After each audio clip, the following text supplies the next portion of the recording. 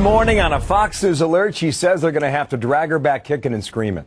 Brand new reaction from Amanda Knox after an Italian court yet again found her guilty of murder. And breaking this morning, new reports that the ex-boyfriend was stopped near the Italian border, trying perhaps to leave that country. That's where we start. Good morning, everybody, and I'm Bill Hemmer on a Friday with my old friend Artie today. Well, hello there, Bill. Nice It's the Purple Friday. Good to see everybody. I'm Martha Elliman for Martha McCallum. So Amanda Knox giving an emotional interview in the last 2 hours describing what she felt when she heard that she had been found guilty and sentenced to 28 years in an Italian prison. Listen. My first reaction was, no, this is wrong, and I'm going to do everything I can to prove that it is. This really has hit me like a train. I did not expect this to happen.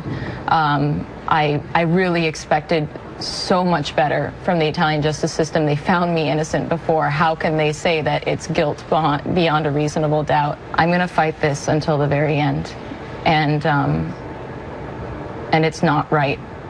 And it's not fair. And I'm going to do everything I can. It hit her like a train. Well, now Knox faces what could be a very lengthy fight over extradition.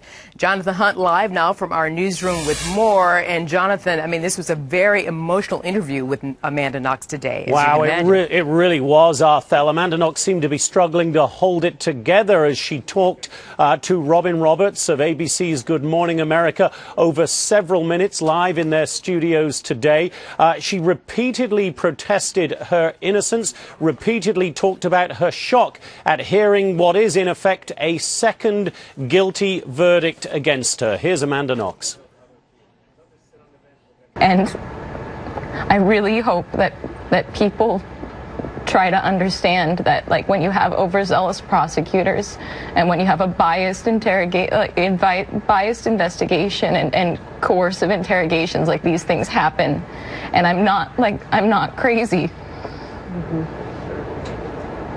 It puts you in a position where you feel like just really struggling to keep going there. Now, she said she would fight extradition. Of course, her ex-boyfriend, Rafael Sollecito, does not have that choice because he, of course, is already in Italy, although he was discovered this morning at a hotel very close to the Italian borders with both Austria and Slovenia. That obviously led to some speculation that he may be trying to escape Italian justice. His attorney said that it was absolutely not the case, and he voluntarily handed himself in at a local police station there, Arthel. Yeah, and Jonathan, of course, all of that, and the family of the now deceased, murdered Meredith Kircher, they're also speaking out today. Yeah, and of course, in all of this talk about Amanda Knox, we should not forget that 21-year-old woman, Meredith Kircher, was brutally sexually assaulted and murdered on the night of November 1st, 2007.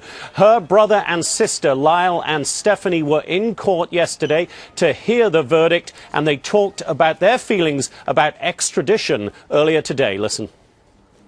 If somebody's found guilty and convicted of a murder, if an extradition law exists between those two countries, then I don't see why they wouldn't. I imagine it would set a difficult precedent if a country such as the US didn't choose to, go along with laws that they themselves uphold.